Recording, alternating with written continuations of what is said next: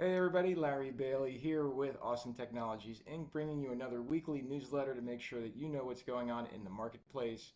This newsletter was produced on March 25th, 2024, and this is to review the week of March 18th, 2024. This information is brought to you, as always, from MBS Highway. Make sure you get over to mbshighway.com for your subscription to get this information directly. It's also brought to you from Awesome Technologies Inc. The big news from all the things is the Field Analyzer, soon to be named Settings Analyzer. It lets you see every single setting inside of Encompass, presuming you're using Encompass, and it lets you see things like on your reports and dashboards, DDM rules, things that you just can't find with other solutions that are currently available on the market. I guarantee you'll be impressed. Want to put me to the test? Just reach out to me using larry@atihelps.com. Or feel free to find me anywhere on the internet and set up a demo appointment.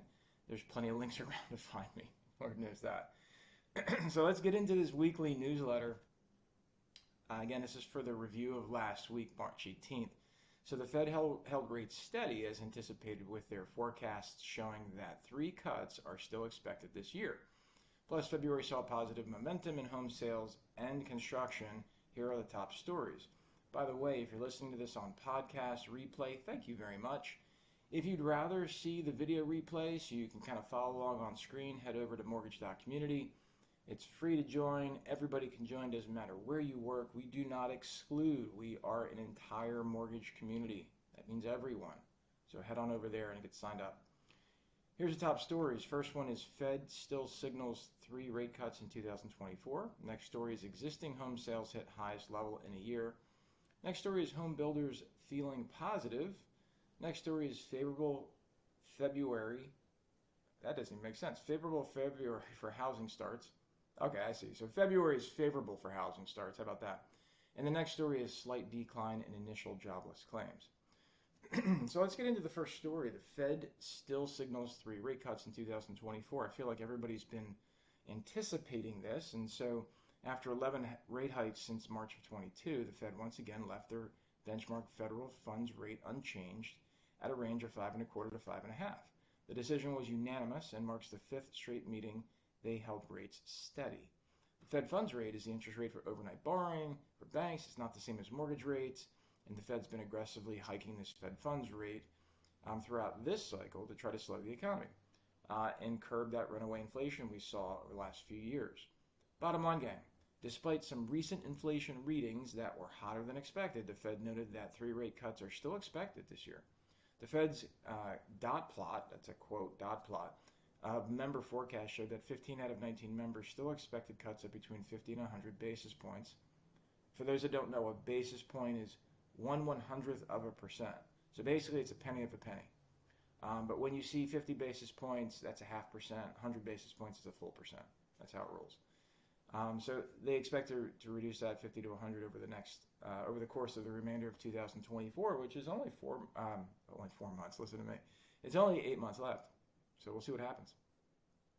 The next story is existing home sales hit highest level in a year. This is great news, seriously. So there's an image on here. The source is from the National Association of Realtors. And the story is existing home sales jumped 9.5% from January to February to a 4.38 million unit annualized pace, reaching their highest level in a year per the National Association of Realtors, aka NAR.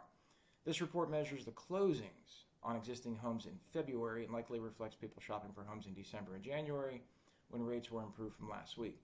I'll tell you this as a side note. It's great. Like, I'm truly goosebumpy over existing home sales increase, and that means people are moving, people are selling, the gears are unsticking. I'm worried about inventory. That's not in this story, but I'm just, in my mind, it's all about inventory. So yeah, we'll see how far this jump can go without inventory. So speaking of that, per the NAR's chief economist, Lawrence Yun, inventory increased 5.9%. So sales jumped 9.5%, but inventory only jumped 5.9%. There's a delta there somewhere. So Lawrence Yun noted that, quote, additional housing supply is helping satisfy market demand, close quote. It's good. So rising, and that also, by the way, that also means, again, personal side note, it also means rising inventory means there's less pressure on prices because there's more for people to choose.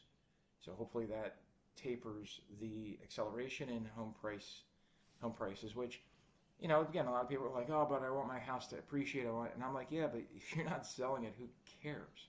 It's like owning a piece of stock or crypto coin, and the price goes from a penny to $1 million. If you're not selling it, who cares?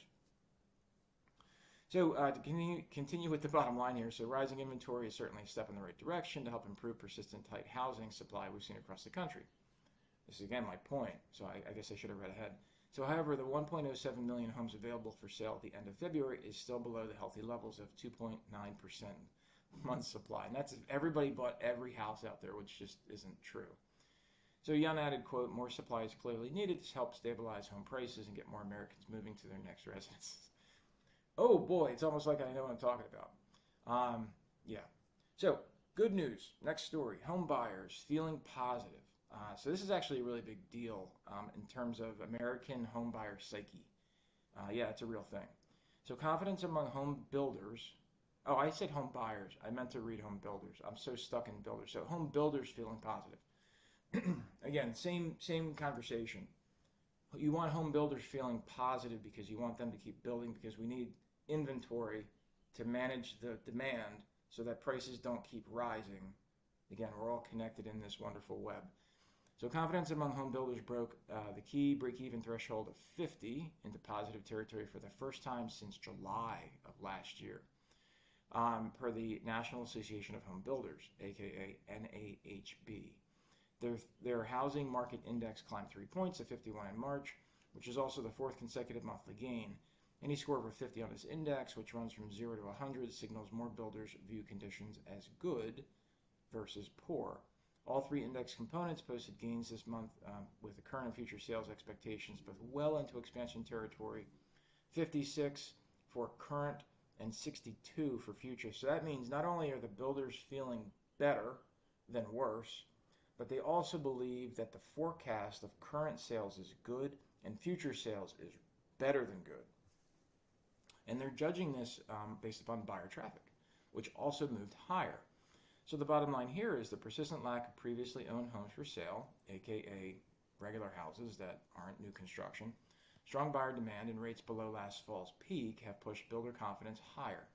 NAHB's chairperson, Carl Harris, explained, quote, buyer demand remains brisk, and we expect more consumers to jump off the sidelines and into the marketplace if mortgage rates continue to fall later this year, close quote. All right, so here's the headline I flipped. Favorable February for housing starts. So February was great for housing starts. I don't know why I just didn't say that. Housing starts showed a big rebound in February, both single-family and multifamily construction improving from January's slump. This is compared to a year ago. However, single-family starts were up 35.2%, while multifamily starts were down 35.9%. This suggests we're seeing a shift from multifamily to single-family construction, which is welcome news, as this is where supply is needed around much of the country. Single-family building permits also reached their highest level in a year, up 29.5% when compared to February 2023, signaling that the numbers for future supplies are also favorable. We also saw a big boost in completions, and if the current pace continues, this will add a further boost to much-needed supply. All right, so the bottom line here is NAHB's Assistant VP for Forecasting and Analysis, Danushka Nanaskara-Skillington, said that, quote, single-family housing is poised for a good year in 2024, with starts and permits on an upward trend, close quote. The chair of NAHB, Carl Harris, added also the, quote, solid level of single-family production in February tracks closely with rising builder sentiment, with mortgage rates continuing to expect to moderate further this year, aka lower. This will provide an added boost for single-family building, close quote. We'll see. It's interesting because, you know, over the last couple of years, it's all been multifamily, because it's been geared towards renter. And now with builders switching back to single-family, yeah, it's going to help a lot of people find homes and get these these new housing formations you've heard me talk about in the past, actually get them into their own homes. So here's the next story. There's a slight decline in initial jobless claims. So the initial jobless claims were relatively flat in the latest week, with 210,000 people filing for unemployment benefits for the first time. This was a decline of 2,000 from the previous week. Continuing claims rose by 4,000, with 1.807 million people still receiving benefits after filing their initial claim. Bottom line here is that initial jobless claims remain tame and continue to suggest a surprisingly low level of layoffs despite the high-profile downsizing announcements we've seen. Yet continuing claims are trending higher compared to than a year ago, and showing that's becoming harder and harder for some people to find new employment once they're let go. Yes, it's very true. All right, family hack of the week here. Baseball's back, in case you didn't notice. So these baseball-inspired honey-roasted peanuts, courtesy of Spruce Eats, are sure to be a home run every time. So cute. So preheat the oven to 325 degrees Fahrenheit. Line a baking sheet with aluminum foil and spray with cooking spray. You're going to add 2 tablespoons of unsalted butter, 1/3 cup honey, 1 teaspoon vanilla, 1/4 teaspoon cinnamon, and 1 teaspoon kosher salt to a microwave-safe bowl, and microwave that until the butter's melted, about 45 seconds in a standard microwave. Stir until liquid. This mixture is smooth, and add 1 pound of raw, either or roasted unsalted peanuts to butter mixture, and stir until they're evenly coated. In other words, if you're going to put roasted peanuts in there, just make sure they're unsalted, because you don't want to have too much salt in this thing. Pour those peanuts into a prepared baking sheet and spread them evenly into a layer. Bake them for 20 minutes, stirring every 5 minutes to get an even roasting all around those peanuts. Remove the peanuts once they're golden brown, and start to distribute any honey that's dripped into the baking sheet. Sprinkle a 1/4 cup granulated sugar and 1 teaspoon salt on top of that. Enjoy them warm or cold, whatever you want. Here's what to look for this week, gang. We'll get an update on signed contracts for February when the new and pending home sales data is released on Monday and Thursday, respectively, plus appreciation data for January from Case Shiller, and the Federal Housing Finance Agency will be reported on Tuesday.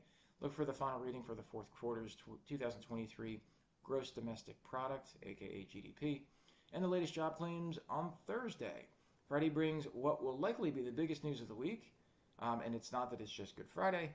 The biggest news of the week is the Fed's favorite measure of inflation, the personal consumption expenditures. And again, there's 2 parts of that.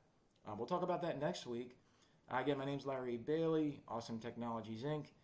Thanks very much for listening along, and please reach out if you actually want to know about everything that's happening inside your Encompass with the Settings Analyzer from Awesome Technologies, Inc. You guys be great. Thanks very much. Take care. Bye-bye.